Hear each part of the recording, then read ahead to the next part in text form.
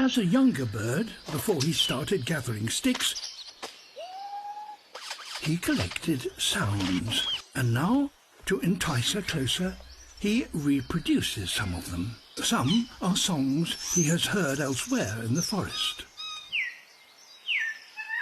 The calls of other kinds of birds. Others are harder to identify. Chopping wood, perhaps. A barking dog. Even the sound of children playing. And their frustrated parents. The range of his mimicry, it seems, like his bower, is also a way of impressing her.